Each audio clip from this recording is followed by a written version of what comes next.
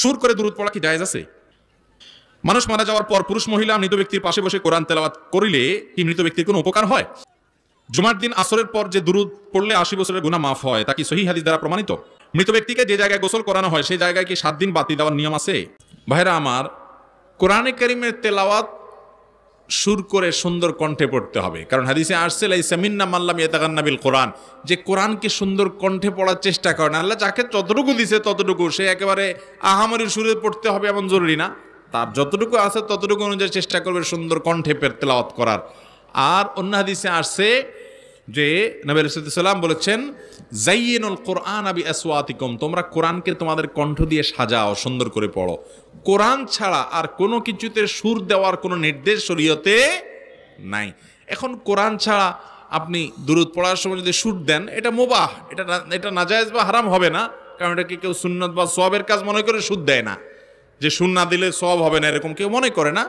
অতএব সুদ দেওয়াটা মুবাহ বা জায়েজ আছে, কিন্তু সুর দিতে হবে দুরূদ পড়তে হলে এমন কোনো কথা অনেকে স্বাভাবিকভাবে বলতেছে দুরূদ বললেই সুদ ধরে, আল্লাহুম্মা, এরকম কোনো সুদ ধরতে হবে এমন কোনো আবশ্যকীয়তা বা দুরূদ পড়ার কোনো আদবও না যে সুদ দিতে হবে। আপনি স্বাভাবিক পড়েন আল্লাহুম্মা সাল্লি আলা মুহাম্মাদ ওয়া আলা আলি মুহাম্মাদ কামা সাল্লাইতা আলা ইব্রাহিম ওয়া আলা আলি ইব্রাহিম ইন্নাকা হামিদুম মাজিদ। এটাকে আপনি যদি সুদ দিয়ে টান দিয়ে পড়েন, সওয়াব একটা বেশি হবে, নেকি একটা বেশি হবে এমন কোনো কথা। অতএব সুর দিয়ে কেউ দুরূদ পাঠ করলে সেটা জায়েজ আছে, কিন্তু এটা পাঠ করলে কোনো উত্তম এমন না। হ্যাঁ, কেউ যদি মনে করে না সুদ দিয়া পড়লেই সব বেশি হবে, তাহলে সেটা ভুল এবং বেদাতের দিকে যেতে পারে। নরমালি সুদ দিয়া পড়েন বা সুর ছাড়া পড়েন, আপনার ব্যাপার, দুরূদ পড়লেই হলো।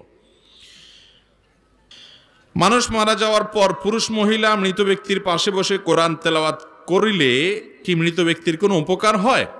ভাইরা আমার, মৃত ব্যক্তি লাশের পাশে চারপাশে গোল হয়ে কোরআন তেলাওয়াত করার একটা রেওয়াজ আমাদের সমাজে আছে, ঠিক না? কোরআন এবং হাদিস দ্বারা এরকম কোনো আমলের কোনো প্রমাণ নাই ভাই, কোনো আমলের প্রমাণ এরকম পাওয়া যায় না যে মানুষ মারা যাওয়ার পর তার পাশে বসে কোরআন তেলাওয়াত করতে হবে। কারণ কোরআন এটা জীবিত মানুষের জন্য। কোরআন তেলাওয়াত কার জন্য? আপনি কোরআন জীবিত মানুষকে শুনাইতে পারবেন, মরা মানুষকে শুনাইতে পারবেন? জীবিত মানুষকে যদি শুনান, সে শুনলেও সওয়াব পাবে, আর আমল করলে তো সওয়াব আছেই, ঠিক না ভাই? ঠিক। অতএব কোরআন তেলাওয়াত করে জীবিত মানুষকে শোনাতে হবে, মৃত মানুষকে কোরআন শোনানোর কোনো নির্দেশ কোরআন হাদিসে। এই লোকটা মারা যাওয়ার পরে এখন তার পাশে কোরআন তেলাওয়াত করতেছেন, জীবদ্দশায় তারা যদি কোরআন শুনাইতে পারতেন, কোরআনের উপর আমল করাইতে পারতেন, তাহলে তারও লাভ হইতো, আপনারও লাভ হইতো। কথা কি বুঝাইতে পারছি? আমাদের দেশে কোরআনের জন্য, পড়ার জন্য আবার হুজুর টাকা দিয়ে নিয়ে আসে, মাদ্রাসা ছাত্রদেরকে আনে, ঠিক না ভাই? ঠিক। এনে তাদেরকে টাকা পয়সা দেয়, তারা পড়ে। ভাই, মুর্দার জন্য কোরআন তেলাওয়াত করাইয়া টাকা দেওয়াও না জায়েজ, টাকা নেওয়াও না জায়েজ। টাকা দেওয়াও না জায়েজ, নেওয়াও না জায়েজ। অনেক সময় না জায়েজ কাজটা আমরা করি। মুর্দার জন্য দোয়া করবেন, নিজেদের তরফ থেকে পাঠাবেন, টাকা দিয়া ভাড়া দিয়া মুর্দার জন্য কোনো আমল করানো জায়েজ নাই। সারা বিশ্বের উলামা ইকরাম একমত, কারোর কোনো দ্বিমত নেই মাসালাতে। অতএব আমরা সাবধান থাকবো ইনশাআল্লাহ। জুমার দিন আসরের পর যে দুরূদ পড়লে 80 বছরের গুনাহ মাফ হয়, তা কি সহিহ হাদিস দ্বারা প্রমাণিত? ভাইরা আমার, একটি দুরূদের কথা বিভিন্ন বর্ণনায় পাওয়া যায়। আল্লাহুম্মা সাল্লি আলা মুহাম্মাদিন নবিয়িল উম্মি ওয়া আলিহি ওয়া সাল্লিম তাসলিমা। এই দুরূদ পাঠ করলে জুমার দিন আসরের পরে পাঠ করলে 80 বার পাঠ করলে 80 বছরের গুনাহ মাফ, 80 বছরের ইবাদত লেখার কথা বিভিন্ন বর্ণনায় পাওয়া যায়। কিন্তু এই বর্ণনাগুলোকে মুহাদ্দিসিন ইকরাম দুর্বল বলেছেন, এগুলা বিশুদ্ধতার মানদণ্ডে উত্তীর্ণ। অনেক মুহাদ্দিসিন লেখে অনেক দুর্বল বলেছেন, অত্যন্ত দুর্বল বলেছেন। কথা কি বুঝাতে পারছি?